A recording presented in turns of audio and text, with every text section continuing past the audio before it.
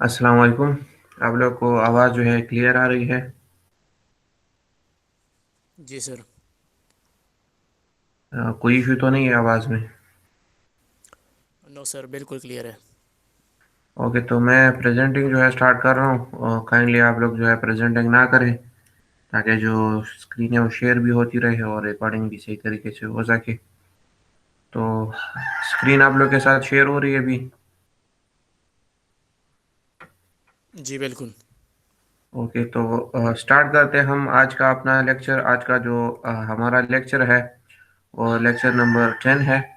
और आज के लेक्चर में हम अबाउट हम पढ़ेंगे एग्जाम्पल जो कि कोसला थ्योरी के ऊपर है। ठीक है, जो पिछले क्लास में हमने पढ़ा था, लेक्चर में हमने पढ़ा था कोसला थ्योरी और उसका जो मेथड ऑफ इंडिपेंडेंट वेरिएबल था जो कि हमने पढ़ा था। तो आज उस मेथड के ऊपर हम जो है एक एग्जांपल जो है वो सॉल्व करेंगे। ठीक है, तो स्टार्ट करते हैं। स्टेटमेंट ऑफ द एग्जांपल है कि determine the percentage pressure at various key points in the figure below, also determine the exit gradient and plot the hydraulic gradient line for pond level or upstream and no flow on downstream।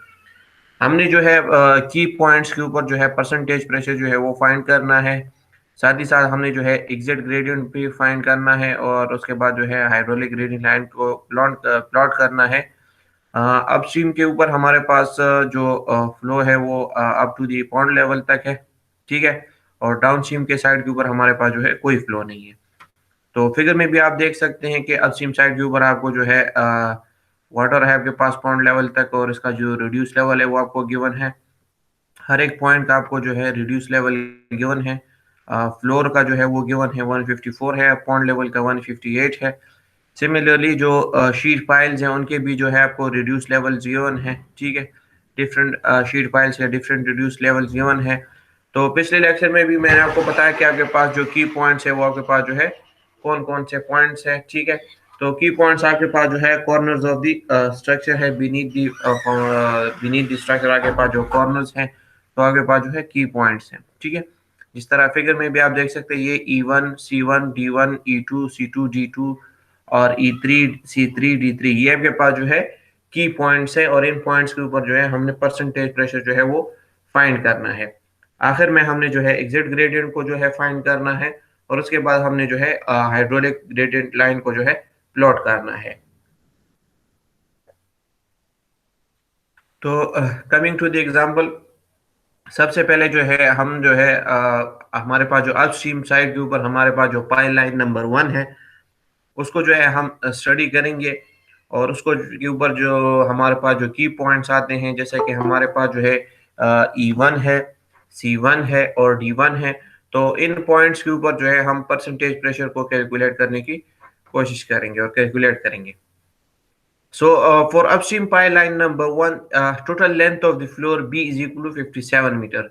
Total floor length आपको जो है given है 57 metre. Figure में भी आप देख सकते हैं, माउस के थ्रू मैं आपको बता रहा हूँ 57 मीटर जो है total width of the structure है।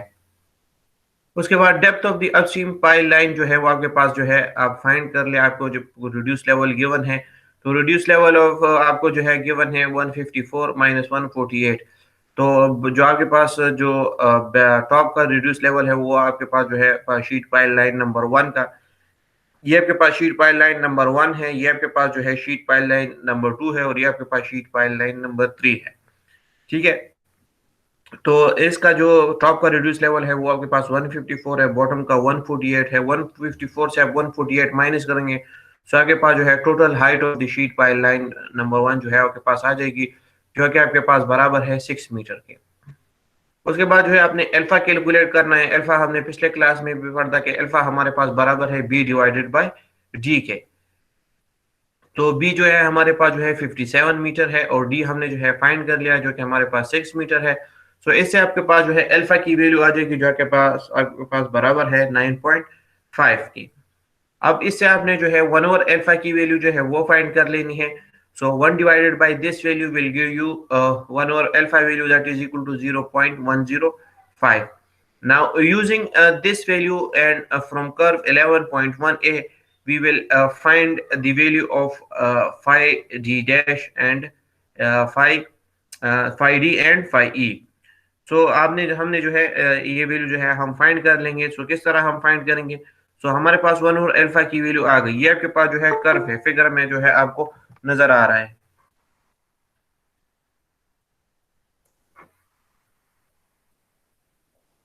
ये आपके पास जो है कर्व है, इस कर्व को हम यूज करके जो है फाइव डी और फाइव ई की वैल्यू जो है फाइंड करेंगे। मैंने आपको कहा था कि आप इसको डायरेक्टली इन फॉर्मूले के थ्रू जो ऊपर लेके गए हैं फाइव ई और फाइव डी के, इनके थ्रू भी फाइंड कर सकते हैं, और आप डायरेक्टली कर्व को यूज करके भी फाइंड कर सकते हैं। तो हम जो है कर्व को यूज करके फाइंड करेंगे। तो सबसे पहले जो है हम जो है फाइव डी की वैल्यू जो है वो फाइंड करते हैं, सॉरी फाइव ई की वैल्यू फाइंड करते हैं। उसके बाद जो है हम फाइव डी की वैल्यू फाइंड करेंगे। ठीक है, तो आपके पास जो है 1 और अल्फा की वैल्यू आ गई। 1 और फिर अल्फा आपके पास बराबर है 0.105। सो ये आपके पास जो है 0 से लेकर 1 तक जो है आपके पास जो है डिफरेंट लाइंस लगी हुई है। इसमें आपने जो है अपने वैल्यू जो है वो फाइंड कर रहे हैं। ये आपके पास 0.2 है, ये आपके पास जो है 0 है, इनके दरमियान जो है आपके पास तकरीबन इस पॉइंट के ऊपर आपके पास 0.105 जो है आ रहा है। अब आपने जो है फाइव डी और फाइव ई की वैल्यू जो है वो फाइंड करनी है। सो डायरेक्टली आपने आके ये कर्व आपके पास जो है फाइव डी का कर्व है, और ये नीचे वाला आपके पास जो है फाइव ई का कर्व है। तो डायरेक्टली आपने इन कर्व्स को ज्वाइन कर लेना है, और फाइव ई और फाइव डी की वैल्यू जो है रिस्पेक्टिवली जो है आपके पास जो है आ जाएगी। तो यहाँ पर जब हम फाइव डी का कर्व जो है ज्वाइन करते हैं, तो हमारे पास जो वैल्यू आती है वो तकरीबन जो है 20 आती है। जबकि जो हम फाइव ई का कर्व जो है वो ज्वाइन करते हैं, तो हमारे पास जो फाइव ई की वैल्यू आती है वो हमारे पास जो है 29 आती है। तो हमारे पास जो है हम अगर हमने जो है कॉर्नर पॉइंट जो सी वन है, की पॉइंट जो है जहां पर हमने परसेंटेज प्रेशर फाइंड किया, तो यहाँ पर आपके पास जो फॉर्मूला है इसके लिए हमारे पास वो फॉर्मूला है 5C1 = 100 - 5E। ठीक है, सो ये आपके पास फॉर्मूला है 5C1 = 100 - 5E। 5E की वैल्यू आपके पास कर्व से जो है 29 आई है। सो 100 - 29 = 71%। Similarly 5D1 = 100 - 5D। सो 5D1 = 100 - 5D। 5D की वैल्यू आपके पास जो है 20 आई है कर्व से। सो 5D1 = 80%, and 5E1 = 100%. So in this way you will find the values of 5E1, 5C1 and 5D1। 5E1 के ऊपर आपके पास जो परसेंटेज प्रेशर है वो 100 क्यू है, क्योंकि पिछले लेक्चर में भी मैंने आपको बताया कि ये हमारे पास जो है स्टार्ट पॉइंट है। स्टार्ट के ऊपर हमारे पास जो परसेंटेज प्रेशर होता है वो मैक्सिमम होता है, और एंड पॉइंट के ऊपर जो है मिनिमम होता है। सो स्टार्ट के ऊपर हमने मैक्सिमम लिया है, 100 लिया है, जबकि 5C1 और 5D1 के ऊपर जो है हमारे पास जो परसेंटेज प्रेशर आई है वो 71 और 80% जो है आई है। सो इस तरीके से आपने जो है परसेंटेज प्रेशर जो है डिफरेंट की पॉइंट्स के ऊपर जो है वो फाइंड करना है। जब आप परसेंटेज प्रेशर जो है फाइंड कर लेंगे, उसके बाद जो है आपने जो है इनके ऊपर करेक्शन अप्लाई करनी है। जो पिछले लेक्चर में हमने पढ़ी थी करेक्शन, वो करेक्शन जो है आपने इनके ऊपर जो है अप्लाई करनी है। ठीक है, सो फर्स्ट ऑफ ऑल जो करेक्शन था हमारे पास वो था correction at C1 due to mutual interference of pile. ठीक है, यानी correction due to mutual interference की वजह से हमारे पास एक पाइल के ऊपर दूसरे पाइल का क्या इंटरफेरेंस होता है, उसकी वजह से जो करेक्शन था वो हम जो है सबसे पहले वो वालेकुम सलाम। कैलकुलेट करें। यहीं पर मोहम्मद सलीम आ रहे सर। मोहम्मद सलीम, यार आपको हम कितनी दफा बताएं यार, आप क्यों प्रेजेंटिंग जो है स्टार्ट करते हैं? क्या इशू है आपको यार? हर लेक्चर में जो है जैसे आप आते प्रेजेंटिंग स्टार्ट करते हैं, जैसे आप आते प्रेजेंटिंग स्टार्ट करते हैं। कितनी दफा मैंने आपको बताया काइंडली आप जो है प्रेजेंटिंग ना करें। Mohammad Salim,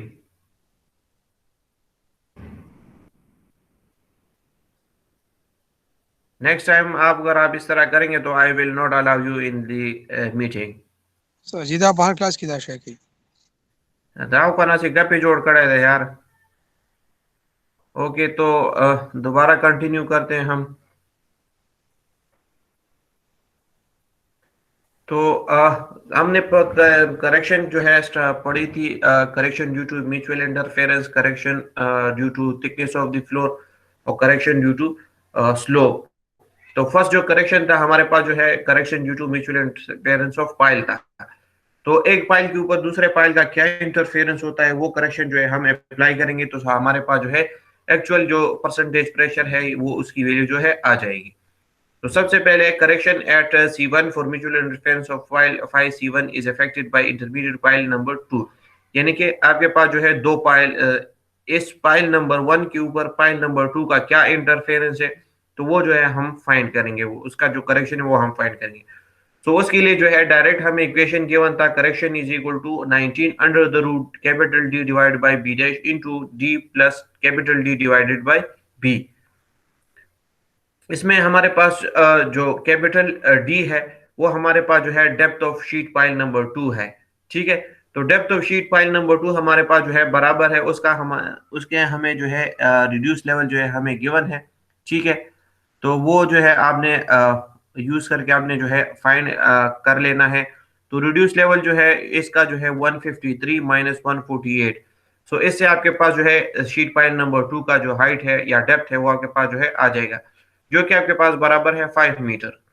similarly small d is equal to depth of the pile number 1, so वो आपके पास जो है बराबर है 153 minus 148 that is equal to 5 metre. यहाँ पर आपने जो है जो टॉप का नहीं, जो बॉटम का रिड्यूस लेवल है वो लेना है, ठीक है। टॉप का रिड्यूस लेवल आपको 154 गिवन है, बॉटम का 153 है। तो इस केस में करेक्शन जब आपने फाइंड करनी हो तो उस केस में हमने जो रिड्यूस लेवल लेना है वो आपने बॉटम का लेना है और बॉटम से जो है वो आपने जो है माइनस करना है।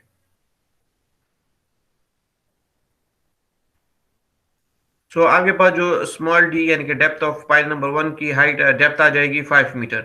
b डैश जो है वो आपके पास distance between the two piles है, वो भी आपको गिवन है। इन दोनों पाइल्स के दरमियान जो डिस्टेंस है वो आपके पास जो है गिवन है 15.8 मीटर, ये आपको जो है नजर आ रहा होगा।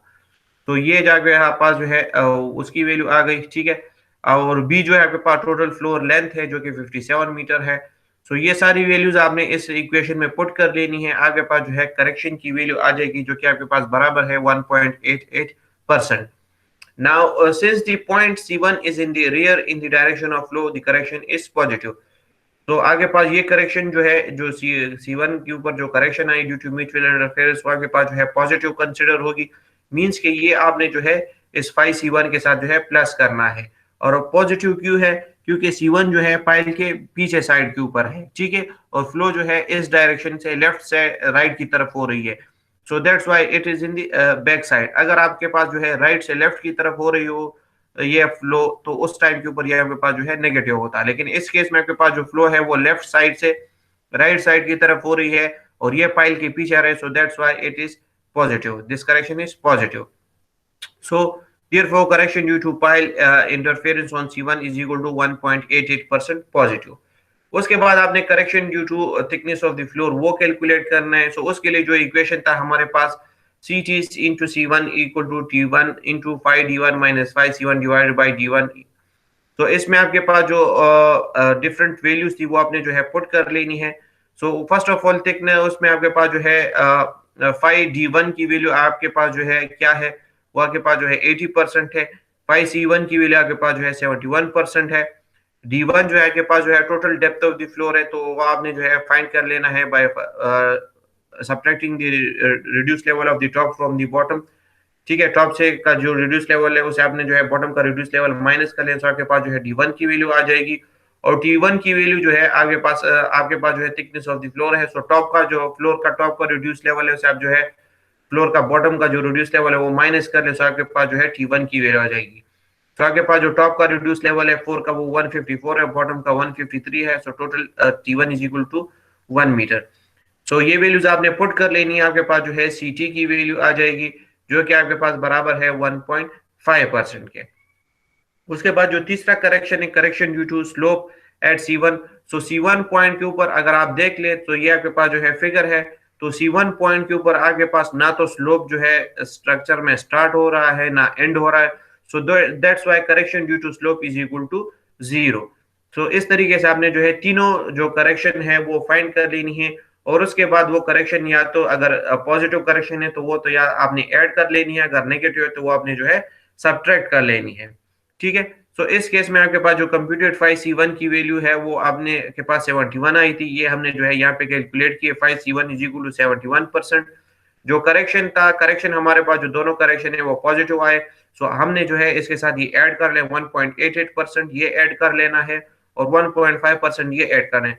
So we will get the corrected phi C1 value, that is 74.38%, and this is the corrected percentage pressure। और इसको जो है हम यूज करके आगे जो है हाइड्रोलिक रेडियल लाइन को प्लॉट करेंगे। सो इस तरीके से आपने जो है डिफरेंट की पॉइंट्स के ऊपर जो है करेक्टेड परसेंटेज पहले परसेंटेज प्रेशर जो है फाइंड करना है, और उसके बाद जो है इसके ऊपर करेक्शन अप्लाई करके करेक्टेड परसेंटेज प्रेशर जो है वो फाइंड करना है।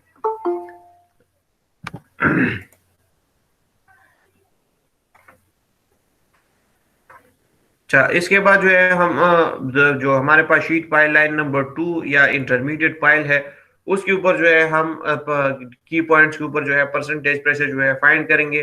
सो ये आपके पास जो है उसका की इंटरमीडिएट प्रोफाइल है, तो इंटरमीडिएट के ऊपर आपके पास E1, C1 और D1 के पास की पॉइंट्स हैं।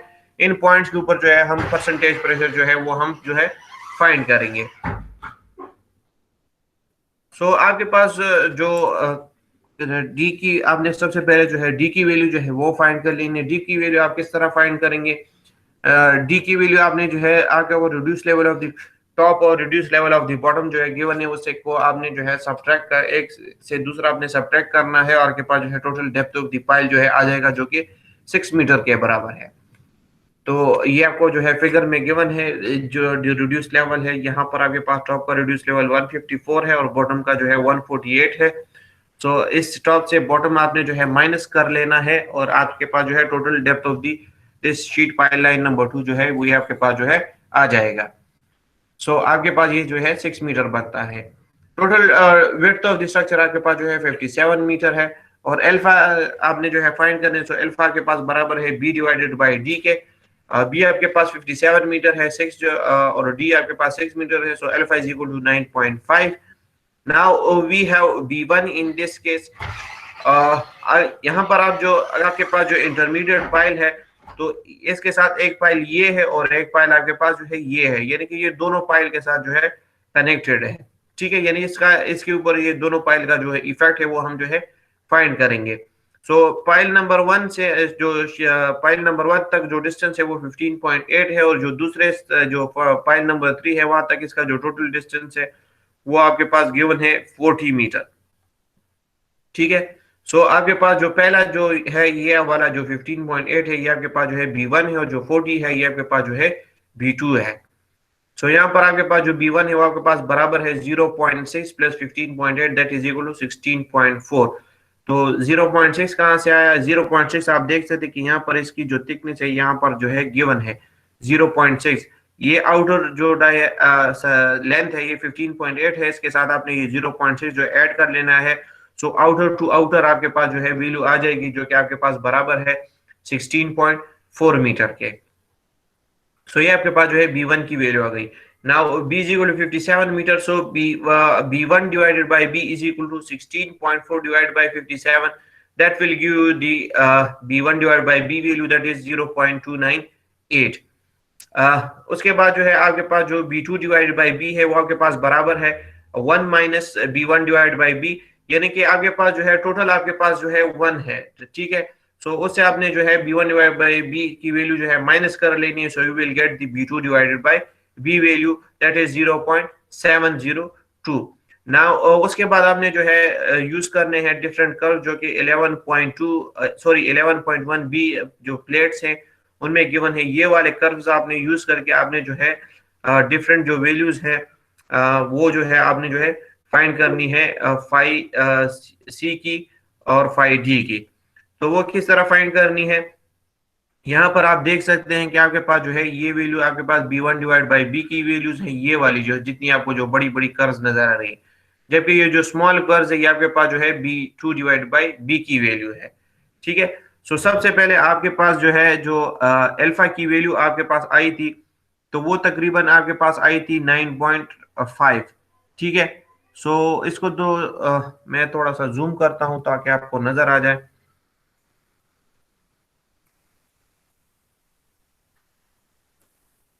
ये आपके पास जो है ये आपके पास जो है लिखा गया है, यहाँ पर आपको नजर आ रहा होगा। इसको थोड़ा और मैं जूम कर देता हूं। फिगर में आप देख सकते हैं, नजर आ रहा है आप लोगों को ये कर्व्स के ऊपर जो लिखाई की गई है? क्लियर नजर आ रहा है आपको? एनीवन? नहीं नहीं सर, पता ही नहीं लगता। अच्छा, और मैं जूम कर देता हूँ। अभी आपको नजर आ रहा है आप लोग को?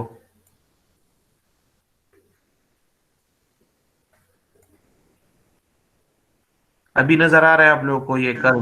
Yes sir, yes sir. ठीक है।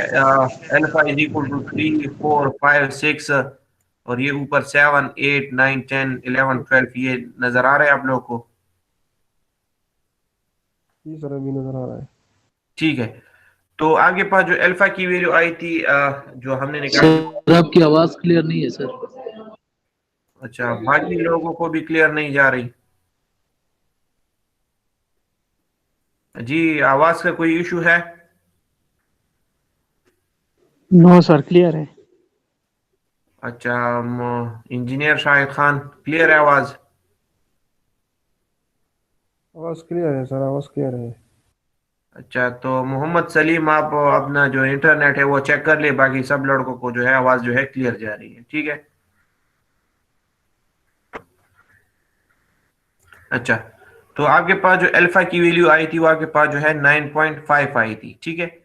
ये आपके पास जो है, मैं आपको पिछला वाला जो है,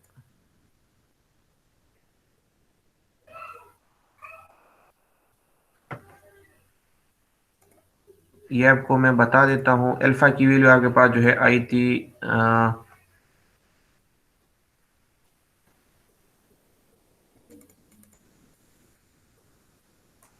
अल्फा की वैल्यू ये देख ले, आपके पास जो है आई थी 9.5। ठीक है। ये वैल्यू हम जो है यूज करेंगे आगे, जो हमारा जो नेक्स्ट फिगर है, ठीक है, उसमें हम जो है इसको यूज करेंगे। तो ये अल्फा की वैल्यू आपके पास जो है आई है 9.5 तकरीबन। ये आपके पास अल्फा इज इक्वल टू 10 है और अल्फा इज इक्वल टू 9। तो इनके दरमियान जो वैल्यू आती है वो आपके पास जो है 9.5 के बराबर है। सो नीचे आपके पास जो alpha B1 divide by B की वैल्यू आई थी वो आपके पास आई थी 0.29, तकरीबन 2923, 0.92, 0.29 समथिंग आई थी। ठीक है। तो ये आपके पास तकरीबन 0.29 का पॉइंट है। ठीक है। 0.3 है ये वाला लाइन, से पहले 0.29 इस तरह कुछ वैल्यू है। ठीक है। 0.293 की वैल्यू है। तो आपने आके जो है यहाँ पर 9.5 वाला कर्व जो है उसको जो है आपने ज्वाइन कर लेना है। तो जैसे ही आप उसको ज्वाइन करेंगे तो, और जो लेफ्ट साइड की तरफ चलेंगे, so you will get directly the value of phi C, and that is equal to 56 तकरीबन आपके पास जो है फाई सी की वैल्यू जो है आती है।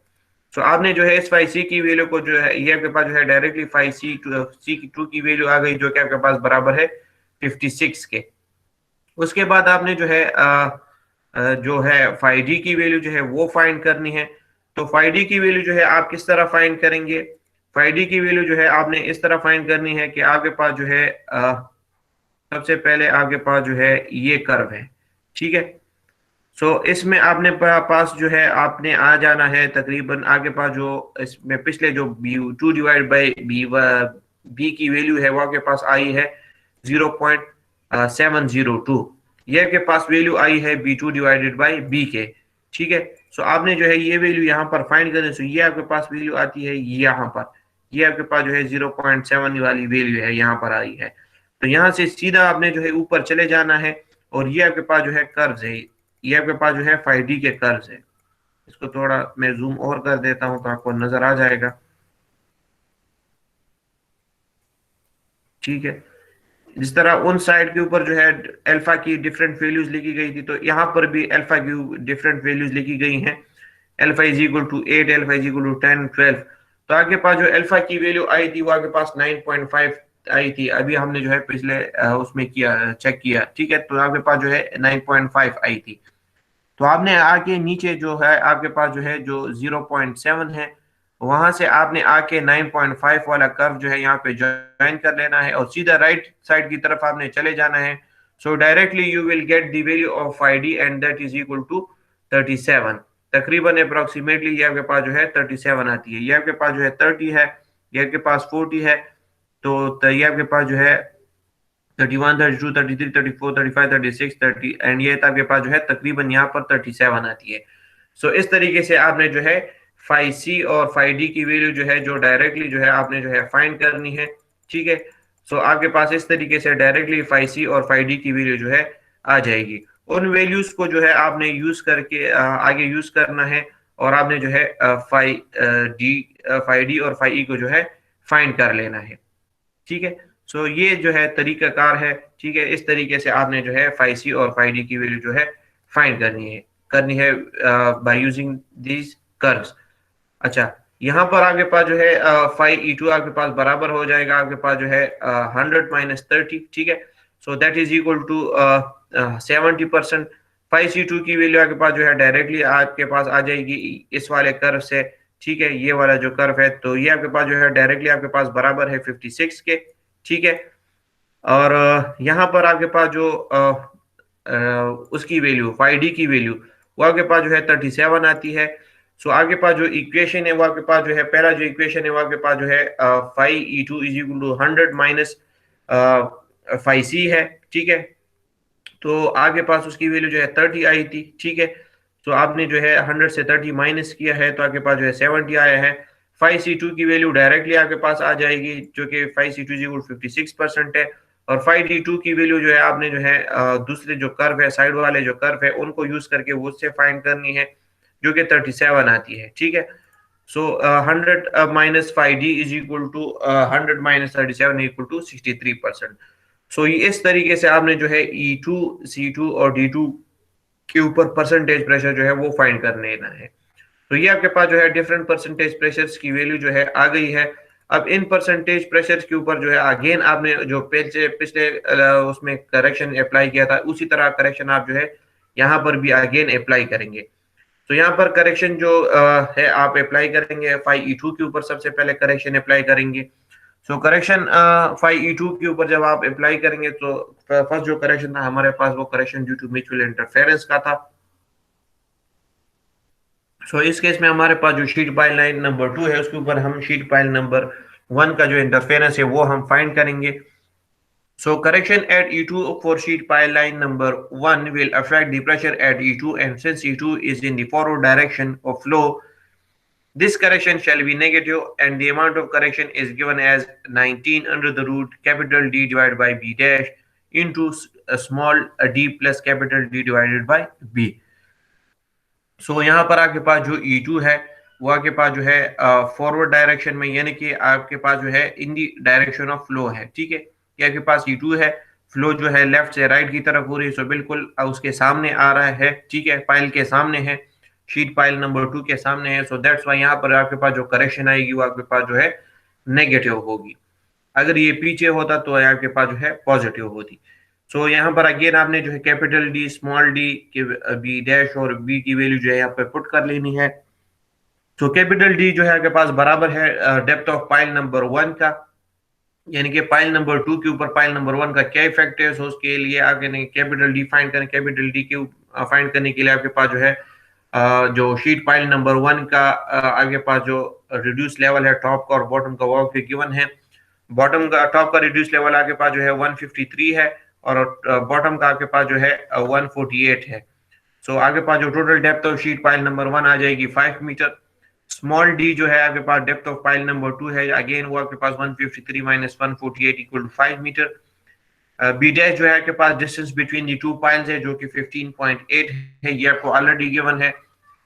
स्मॉल जो बी है वो आपके पास टोटल फ्लोर लेंथ है 57 मीटर, ये भी आपको ऑलरेडी गिवन है। ये सारी वैल्यूज आपने उठा के इस इक्वेशन में पुट करनी है। So you will get the correction that is equal to 1.88% and that will be negative because E2 is in the direction of a flow. उसके बाद जो करेक्शन है due to thickness of the floor वो आपने जो है find कर लेना है। सो उसके लिए आपके पास जो इक्वेशन है CT E2 is equal to T2 into phi E2 minus phi G2 divided by G2। phi E2 आपके पास जो है 70% के बराबर है, phi G2 आपके पास जो है 63% के बराबर है। ऑलरेडी आपने जो है फाइंड किया है यहाँ पर, या के पास जो है 70% और 63%। ठीक है, ये वैल्यू आपने यहाँ से पुट कर लेनी है। ठीक है, आपके पास जो T2 है वो आपके पास बराबर है reduce level of the top minus reduce level of the bottom. ठीक है, उसके बराबर है। सो 154 माइनस 153 और D2 आपके पास बराबर है reduce level of the top minus reduce level of the bottom, that is 154 minus 148। सो ये सारी वैल्यूज आपको ऑलरेडी गिवन है। सो पुट कर ले, आगे पास जो है correction due to thickness of the floor at E2 आगे पास आ जाएगी, जो के पास जो है 1.17% के बराबर है। Correction due to slope at E2 is equal to 0, क्योंकि E2 के ऊपर ना तो आपके पास जो है कोई स्लोप जो है स्टार्ट हो रहा है, ना कोई स्लोप आपके पास एंड हो रहा है। ये आपके पास E2 पॉइंट है, सो इस पॉइंट के ऊपर जो है ना तो कोई स्लोप जो है स्टार्ट हो रहा है, ना कोई स्लोप एंड हो रहा है। So that's why correction due to slope at point E2 is equal to 0। So आपके पास जो है करेक्शन आ गई।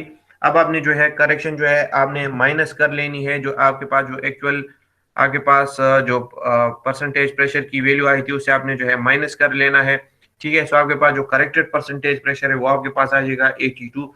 सो hence corrected phi E2 is equal to computed phi E2 plus corrections. Computed phi E2 आपके पास बराबर है 70%। करेक्शन आपके पास correction due to the mutual interference आपके पास 1.88%, correction due to thickness of the floor आपके पास 1.17% और आपके पास करेक्शन ड्यू टू स्लोप आपके पास 0 है।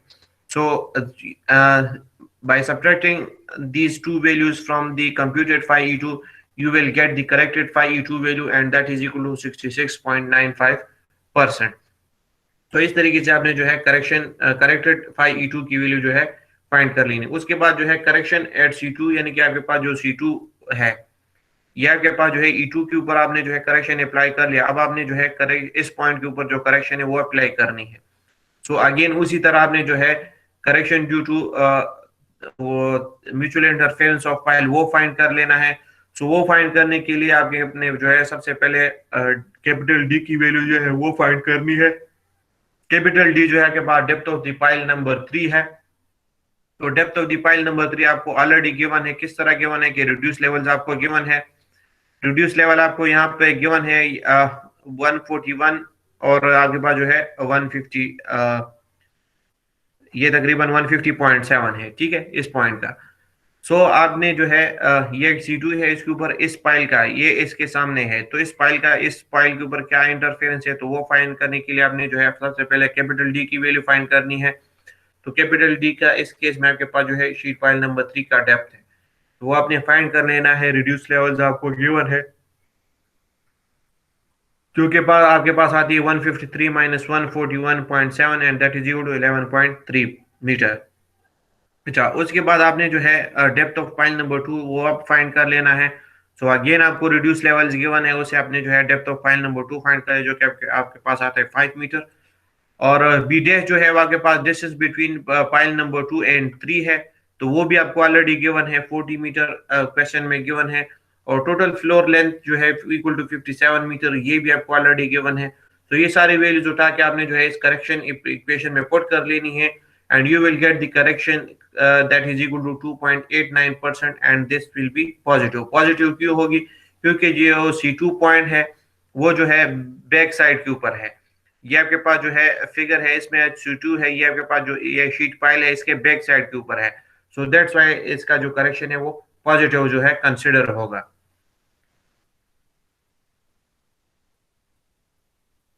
उसके बाद जो है correction due to thickness of the floor वो फाइंड कर लेना है। So correction due to thickness of the floor CT into C2 is equal to T2 into 5D2 minus 5C2 divided by D2। 5D2 की value आपने already find की है 63% और 5C2 की वैल्यू भी आपने ऑलरेडी फाइंड की है 56%।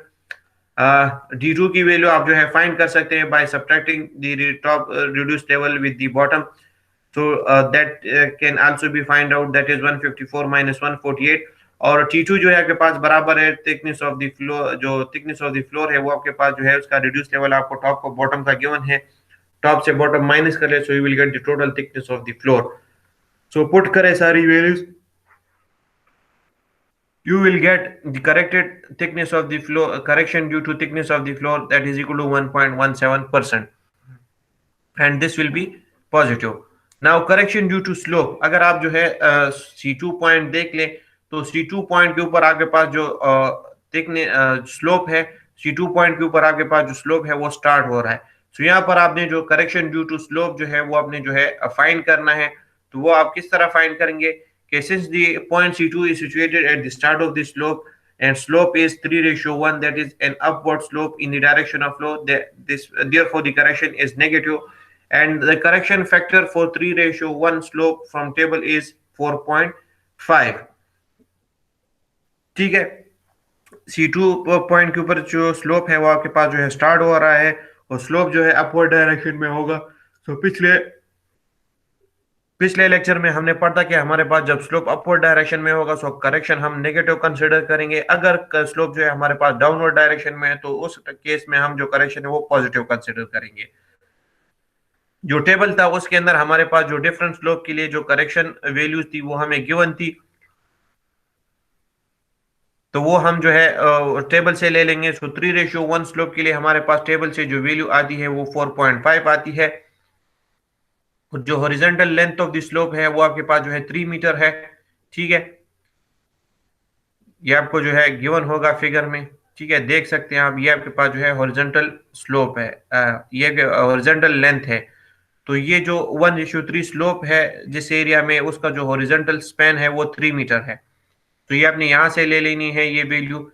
ठीक है, और इस आगे पास जो टोटल जो distance between the two sloping lines which is the sloping floor is located.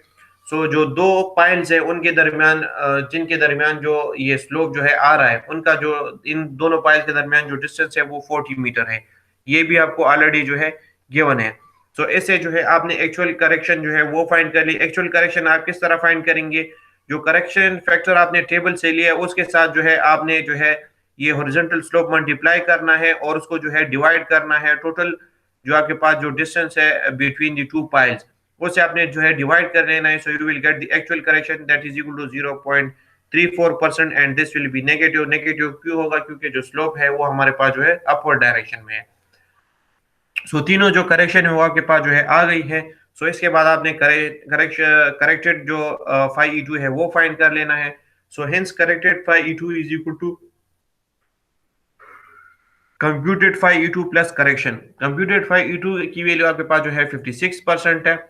आपने जो है ऑलरेडी फाइंड किया है, यहाँ पर आप देख सकते हैं phi C2 is equal to 56%।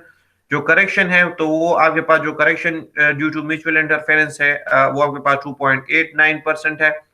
जो correction due to thickness of the floor है आपके पास 1.17% है। करेक्शन ड्यू टू स्लोप आपके पास जो है 0.34% है।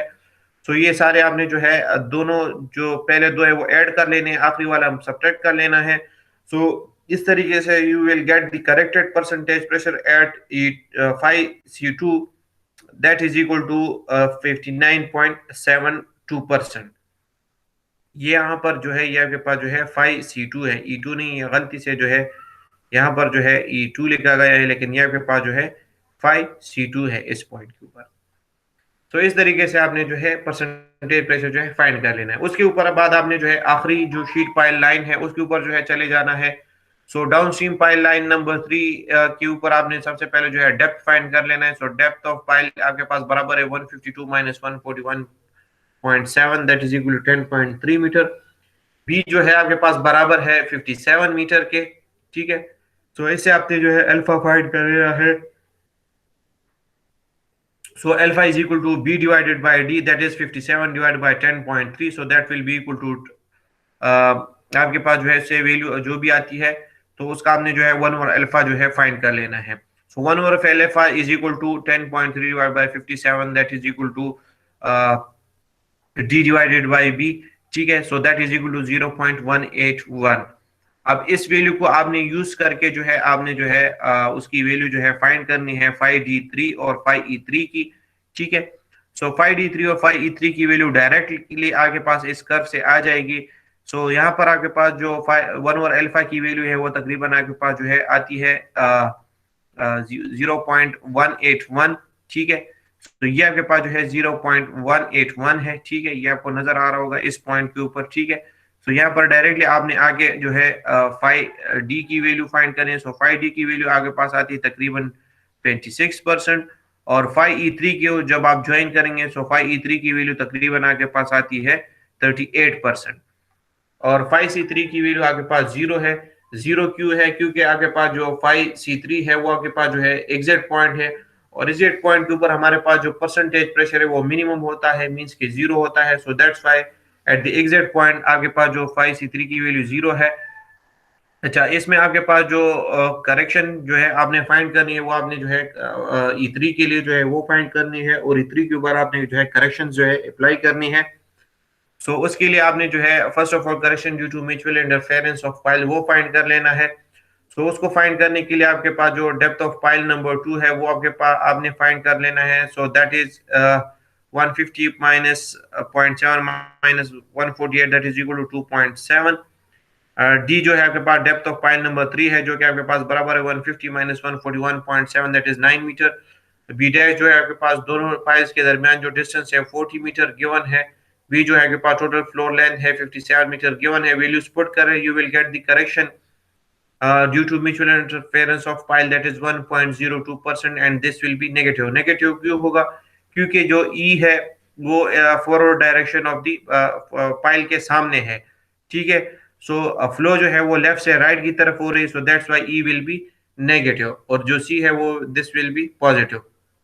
So that's why the correction due to mutual interference of pile is negative. के बाद correction due to thickness of the floor वो फाइंड कर लेना है। सो उसको फाइंड करने के लिए आपके पास बार इक्वेशन है ct into E3 that is equal to T3 into 5E3 minus 5D3 divide by D3। 5E3 आपके पास 38% है, 5C D3 जो है आपके पास 26% है। D3 जो है आपके पास डेप्थ ऑफ पाइल नंबर 3 है, और T3 आपके पास थिकनेस ऑफ द फ्लोर है एट पॉइंट जहां पर आपके पास जो है शीट पाइल नंबर 3 है। सो आपने सारी वैल्यूज पुट कर लेनी है। You will get the corrected correction due to thickness of the floor and that is equal to 1.51%। उसके बाद जो correction due to slope at E3 है वो आपने फाइंड कर लेना है। So that is equal to 0। 0 क्यों है? क्योंकि E3 पॉइंट के ऊपर ना तो कोई स्लोप जो है स्टार्ट हो रहा है, ना कोई स्लोप जो है एंड हो रहा है। ये आपके पास E3 पॉइंट है, सो इस पॉइंट के ऊपर ना तो कोई स्लोप जो है स्टार्ट हो रहा है, ना तो कोई स्लोप जो है एंड हो रहा है। So that's why correction due to thickness due to slope जो है आपके पास जो है 0 आएगा। सो उसके बाद जो है आपने corrected percentage pressure eight E3 जो है वो फाइंड कर लेना है। So 5E3 is equal to computed 5E3 plus corrections, ठीक है। सो यहाँ पर आपके पास जो कंप्यूटेड 5E3 है वो 38% है, माइनस 1.02 जो कि correction due to mutual interference है, minus 1.51% that is correction due to thickness of the floor, और इसके जो करेक्शन ड्यू टू स्लोप है वो आपके पास जो है ऑलरेडी 0 है। तो 38 से आपने ये दोनों माइनस कर लेने, सो you will get the corrected percentage pressure and that is equal to 35.47%।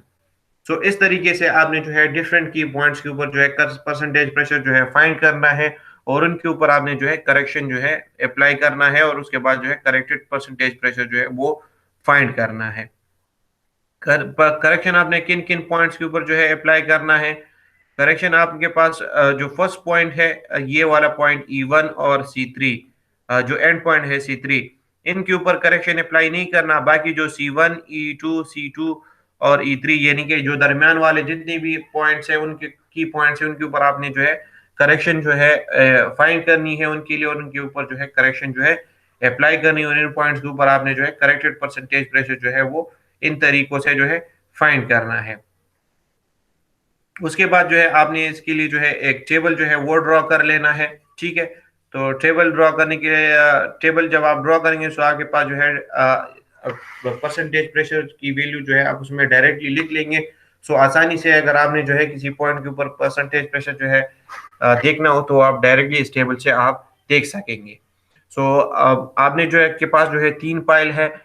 Upstream side के ऊपर आपके पास पाइल नंबर 1 है, इंटरमीडिएट पॉइंट के ऊपर आपके पास पाइल नंबर 2 है, और डाउनस्ट्रीम साइड के ऊपर आपके पास पाइल नंबर 3 है। सो 5E1 आपके पास बराबर है 100% के। E1 के ऊपर आपके पास जो है 100% आया था, D1 के ऊपर आपके पास 80% है, और C1 के ऊपर आपके पास जो परसेंटेज प्रेशर है वो 74.38% है। इसी तरह आपके पास 5E2 के ऊपर 66.95%, D2 के ऊपर 63% और C2 के ऊपर 59.72%, एंड E3 के ऊपर आपके पास 35.47%, D3 के ऊपर आपके पास 26% और C3 के ऊपर आपके पास जो है 0%। सो स्टार्ट के ऊपर आप इन टेबल से भी आप देख सकते हैं कि स्टार्ट के ऊपर आपके पास जो परसेंटेज प्रेशर है वो 100% है, और आहिस्ता आहिस्ता जिससे आप सीपेज वाशर जो है ट्रेवल करता है बीनीथ द स्ट्रक्चर, तो इसके जो परसेंटेज प्रेशर है वो आहिस्ता आहिस्ता जो है कम होता जाता है। और एट द एंड पॉइंट के ऊपर वो जो है नियरली जो है 0 हो जाता है। सो ये आप जो है स्टेबल से भी जो है देख सकते हैं। आखिर में आपने जो है एग्जैक्ट ग्रेडियंट जो है वो फाइंड करना है। एग्जैक्ट ग्रेडियंट जो है आपने किस तरह फाइंड करना है, उसके लिए आपको जो है इक्वेशन गिवन है, G is equal to capital H divided by D into 1 over pi under the root lambda. Now, in order to find the exact gradient, let the water be headed up the pond level, that is on the reduced level 158 meter on the upstream side with no flow on the downstream side. So the maximum seepage head H is equal to 158 minus 152, that is equal to 6 meter. आपने जो है capital जो H है वो find कर लेना है। सो आगे पास जो और टॉप का जो रिड्यूस लेवल है वो आपके पास जो है 158 मीटर है, जबकि जो डाउन स्ट्रीम साइड के ऊपर आपके पास जो रिड्यूस लेवल है जहां पर आपके पास कोई फ्लो नहीं है तो आपके पास जो है 152 है। सो टोटल जो हाइट है वो आपके पास जो है आ जाएगी, यानी कैपिटल एच हेड की वैल्यू आपके पास आ जाएगी 158 minus 152 and that is equal to 6 meters. ठीक है। उसके बाद जो है depth of the cut off pile वो फाइंड कर लेना है आपके आपने। सो डाउन स्ट्रीम साइड के ऊपर आपके पास जो कट ऑफ पाइल है वो आपने फाइंड करे। सो उसका भी जो है आपको रिड्यूस लेवल गिवन है, टॉप का जो है 152 है और बॉटम का 141.7 है। सो ऐसे आपके पास जो है स्मॉल डी की वैल्यू जो है वो आ जाएगी, जो कि आपके पास बराबर है 10.3 meter. Total floor length B जो है आपके पास 57 मीटर है। तो इसे आपने अल्फा की वैल्यू फाइंड कर लेनी है। Alpha is equal to B divided by D, that is 57 divided by 10.3, that is equal to 5.53। ये वैल्यूज आपने जो है आपके पास अल्फा की वैल्यू आ गई। इसको अल्फा की वैल्यू को आपने जो है लैम्डा इक्वेशन में पुट करके आपने लैम्डा की वैल्यू फाइंड कर लेनी है, और लैम्डा की वैल्यू आपने जो है इस इक्वेशन में पुट करके आपने जो है एग्जैक्ट ग्रेडियंट की वैल्यू जो है वो फाइंड करनी है। सो बाय पुटिंग दीज वैल्यूज आपके पास जो एग्जैक्ट ग्रेडियंट की वैल्यू आती है वो आपके पास बराबर है 0.105 के। So hence the exit gradient should be equal to 0.105, that is 1 in 9.53, which is very much safe. आप जो है डायरेक्टली भी जो है 1 over pi under the root lambda की वैल्यू जो है वो फाइंड कर सकते हैं। आगे पास alpha is equal to B divide by D की वैल्यू आगे पास आ गई है, जो कि यहाँ पर आगे पास आई है 5.53। उसको आप यूज करके जो है आप इस कर्व को जब ज्वाइन करेंगे सो डायरेक्टली आपके पास जो है लैम्डा की वैल्यू जो है 1 over pi under the root lambda की वैल्यू जो है आ जाएगी, जो कि आपके पास बराबर है 0.18 के। सो आप उसको जो है h से मल्टीप्लाई करेंगे और डिवाइड करें स्मॉल d से, सो you will gate again directly आप उस तरीके से भी जो है कर्व को यूज करके आप जो है डायरेक्टली जीई की वैल्यू जो है आप फाइंड कर सकते हैं। सो इस तरीके से आपने जो है इन फॉर्मूलों को यूज करके और इन कर्व्स को यूज करके आपने जो है डिफरेंट की पॉइंट्स के ऊपर परसेंटेज प्रेशर जो है फाइंड कर लेना है। उसके बाद जो है इनके ऊपर करेक्शन अप्लाई करनी है और करेक्टेड परसेंटेज प्रेशर जो है फाइंड करना है। आखिर में उसको एक टेबल में लिख लेना है और एंड में जो है आपने जो है एग्जैक्ट ग्रेडियंट की वैल्यू जो है वो आपने जो है फाइंड कर लेनी है। एग्जैक्ट ग्रेडियंट की वैल्यू आप डायरेक्टली भी फाइंड कर सकते हैं और इस कर्व को यूज करके भी आप जो है उसको फाइंड कर सकते हैं। So this is the procedure in order to find the percentage pressure at different key points by using the Koszla method of independent variable। यहाँ पर आपका जो लेक्चर है वो कंप्लीट हो गया है। किसी का कोई क्वेश्चन हो तो काइंडली पूछे।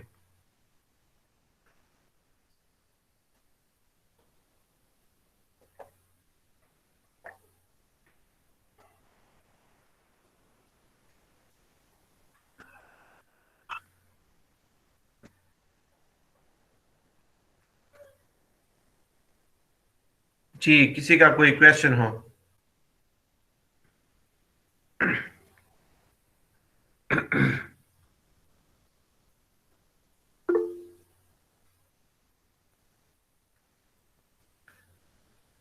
आप जो है इस क्वेश्चन को जो है मैंने पोर्टल के ऊपर अपलोड किया है, आप इसको जो है दोबारा देख ले। कोई इशू हो तो नेक्स्ट क्लास में आप मुझसे पूछ ले, मैं इसको जो है आपको दोबारा जो है एक्सप्लेन कर दूंगा। किसी पॉइंट के ऊपर आपको समझ ना आई हो तो उसको मैं जो है दोबारा एक्सप्लेन कर दूंगा।